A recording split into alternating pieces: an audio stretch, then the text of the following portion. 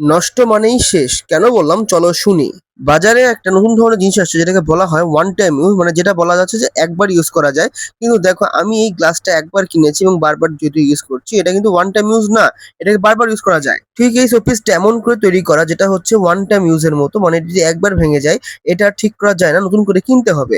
আমার হাত থেকে পুরো এটা ভেঙে গিয়েছিল, দেখো এটা ঠিক করতে পারিনি, আমি অনেক আঠা লাগার চেষ্টা করছি কিন্তু একবার ভাঙার পর সবকিছু এলোমেলো হয়ে যায়। এটার কারণটা কি? স্টিমের এই সিস্টেমটা আমি কোনো মতে বুঝতে পারি না, কারণ যদি এমনই হয় তাহলে তো দুনিয়া কিছু ঠিকই হবে নষ্ট হয়ে গেলে। কিন্তু মেকাররা যারা আছেন ওরা তো ঠিক করার চেষ্টা করে, ঠিক করেও ফেলে।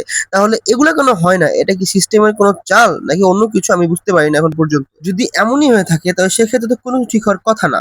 তারপরেও ঠিক হয়ে যায় কিন্তু আমরা সেটা ইউজও করি। কিন্তু সেটাকে আমরা সেকেন্ড হ্যান্ড বলে থাকি।